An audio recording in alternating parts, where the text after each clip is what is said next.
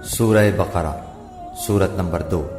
شروع کرتا ہوں اللہ کے نام سے جو بڑا مہربان نہایت رحم والا ہے۔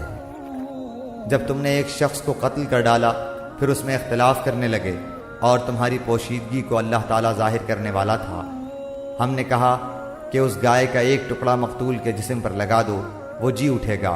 اسی طرح اللہ مردوں کو زندہ کر کے تمہیں تمہاری عقل مندی کے لیے اپنی نشانیاں دکھاتا ہے۔ پھر اس کے بعد تمہارے دل پتھر جیسے بلکہ اس سے بھی زیادہ سخت ہو گئے۔ بعض پتھروں سے تو نہریں بہہ نکلتی ہیں اور بعض پھٹ جاتے ہیں اور ان سے پانی نکل آتا ہے، اور بعض اللہ تعالیٰ کے ڈر سے گر گر پڑتے ہیں، اور تم اللہ تعالیٰ کو اپنے اعمال سے غافل نہ جانو۔ مسلمانوں، کیا تمہاری خواہش ہے کہ یہ لوگ ایماندار بن جائیں، حالانکہ ان میں ایسے لوگ بھی جو کلام اللہ کو سن کر عقل و علم والے ہوتے ہوئے پھر بھی بدل ڈالا کرتے ہیں؟ جب ایمان والوں سے ملتے ہیں تو اپنی ایمانداری ظاہر کرتے ہیں، اور جب آپس میں ملتے ہیں تو کہتے ہیں کہ مسلمانوں کو کیوں وہ باتیں پہنچاتے ہو جو اللہ تعالیٰ نے تمہیں سکھائی ہیں؟ کیا جانتے نہیں کہ یہ تو اللہ تعالیٰ کے پاس تم پر ان کی حجت ہو جائے گی؟ کیا یہ نہیں جانتے کہ اللہ تعالیٰ ان کی پوشیدگی اور ظاہرداری سب کو جانتا ہے؟ ان میں سے بعض ان پڑھ ایسے بھی ہیں کہ جو کتاب کے صرف ظاہری الفاظ کو ہی جانتے ہیں اور صرف گمان اور اٹکل ہی پر ہیں۔ ان لوگوں کے لیے ویل ہے جو اپنے ہاتھوں کی لکھی ہوئی کتاب کو اللہ تعالیٰ کی طرف کی کہتے ہیں اور اس طرح دنیا کماتے ہیں۔ ان کے ہاتھوں کی لکھائی کو اور ان کی کمائی کو ویل، ہلاکت اور افسوس ہے۔ یہ لوگ کہتے ہیں کہ ہم تو صرف چند روز جہنم میں رہیں گے۔ ان سے کہو کہ کیا تمہارے پاس اللہ تعالیٰ کا کوئی پروانہ ہے؟ اگر ہے تو یقیناً اللہ تعالیٰ اپنے وعدے کا خلاف نہیں کرے گا، ہرگز نہیں، بلکہ تم تو اللہ کے ذمے وہ باتیں لگاتے ہو جنہیں تم نہیں جانتے۔ یقیناً جس نے بھی برے کام کیے اور اس کی نافرمانیوں نے اسے گھیر لیا، وہ ہمیشہ کے لیے جہنمی ہے۔ اور جو لوگ ایمان لائیں اور نیک کام کریں وہ جنتی ہیں جو جنت میں hمیشہ رہیں گے۔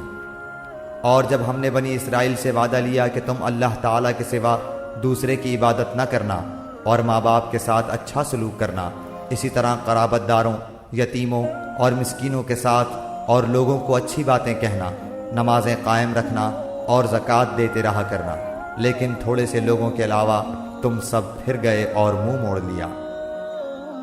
اور جب ہم نے تم سے وعدہ لیا کہ آپس میں خون نہ بہانا، قتل نہ کرنا اور آپس والوں کو جلا وطن نہ کرنا، تم نے اقرار کیا اور تم اس کے شاہد بنے، لیکن پھر بھی تم نے آپس میں قتل کیا اور آپس کے ایک فرقے کو جلا وطن بھی کیا، اور گناہ اور زیادتی کے کاموں میں ان کے خلاف دوسرے کی طرفداری کی۔ ہاں، جب وہ قیدی ہو کر تمہارے پاس آئے تو تم نے ان کے فدیے دیے، لیکن ان کا نکالنا جو تم پر حرام تھا اس کا کچھ خیال نہ کیا۔ کیا بعض احکام پر ایمان رکھتے ہو اور بعض کے ساتھ کفر کرتے ہو؟ تم میں سے جو بھی ایسا کرے اس کی سزا اس کے سوا کیا ہو کہ دنیا میں رسوائی اور قیامت کے دن سخت عذاب کی مار، اور اللہ تعالیٰ تمہارے اعمال سے بے خبر نہیں۔ یہ وہ لوگ ہیں جنہوں نے دنیا کی زندگی کو آخرت کے بدلے خرید لیا ہے۔ ان کے نہ تو عذاب ہلکے ہوں گے اور نہ ان کی مدد کی جائے گی۔ ہم نے حضرت موسیٰ کو کتاب دی اور ان کے پیچھے اور رسول بھیجے، اور ہم نے حضرت عیسیٰ ابن مریم کو روشن دلیلیں دیں اور روح القدس سے ان کی تائید کروائی، لیکن جب کبھی تمہارے پاس رسول وہ چیز لائے جو تمہاری طبیعتوں کے خلاف تھی، تم نے جھٹ سے تکبر کیا، بس بعض کو تو جھٹلا دیا اور بعض کو قتل بھی کر ڈالا۔ یہ کہتے ہیں کہ ہمارے دل غلاف والے ہیں، نہیں، بلکہ ان کے کفر کی وجہ سے انہیں اللہ تعالیٰ نے ملعون کر دیا ہے۔ ان کا ایمان بہت ہی تھوڑا ہے، اور ان کے پاس جب اللہ تعالیٰ کی کتاب ان کی کتاب کو سچا کرنے والی آئی، حالانکہ پہلے یہ خود اس کے ذریعے کافروں پر فتح چاہتے تھے، تو باوجود آ جانے اور باوجود پہچان لینے کے پھر کفر کرنے لگے۔ اللہ تعالیٰ کی لعنت ہو کافروں پر۔ بہت بری ہے وہ چیز جس کے بدلے انہوں نے اپنے آپ کو بیچ ڈالا، وہ ان کا کفر کرنا ہے۔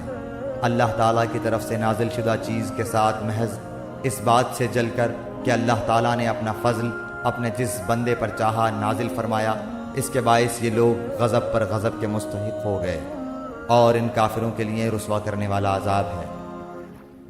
اور جب ان سے کہا جاتا ہے کہ اللہ تعالیٰ کی اتاری ہوئی کتاب پر ایمان لاؤ، تو کہہ دیتے ہیں کہ جو ہم پر اتاری گئی اس پر ہمارا ایمان ہے، حالانکہ اس کے بعد والی کے ساتھ جو ان کی کتاب کی تصدیق کرنے والی ہے کفر کرتے ہیں۔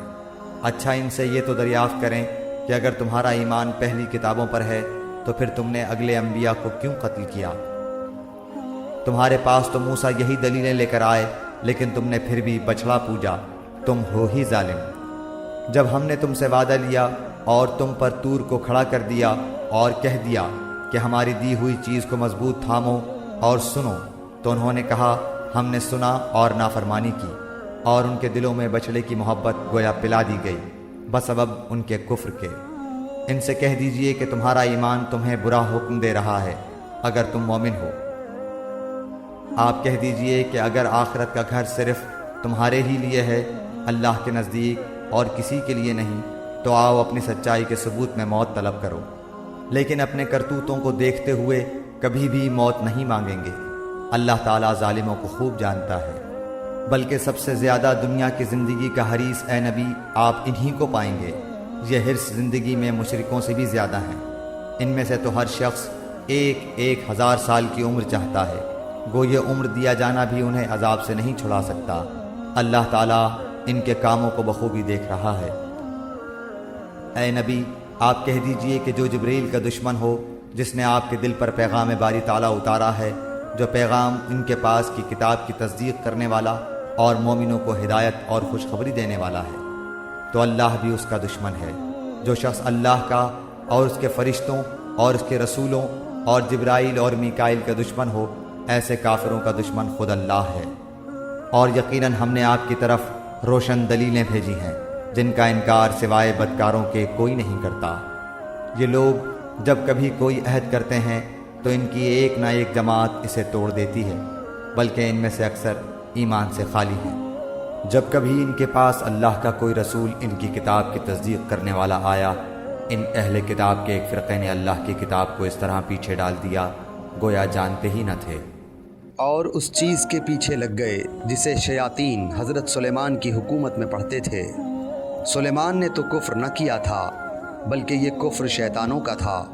وہ لوگوں کو جادو سکھایا کرتے تھے، اور بابل میں ہاروت ماروت 2 فرشتوں پر جو اتارا گیا تھا، وہ دونوں بھی کسی شخص کو اس وقت تک نہیں سکھاتے تھے جب تک یہ نہ کہہ دیں کہ ہم تو ایک آزمائش ہیں، تو کفر نہ کر۔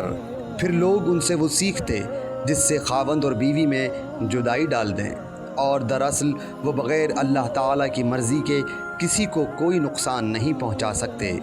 یہ لوگ وہ سیکھتے ہیں جو انہیں نقصان پہنچائے اور نفع نہ پہنچا سکے، اور وہ بالیقین جانتے ہیں کہ اس کے لینے والے کا آخرت میں کوئی حصہ نہیں، اور وہ بدترین چیز ہے جس کے بدلے وہ اپنے آپ کو فروخت کر رہے ہیں۔ کاش کہ یہ جانتے ہوتے۔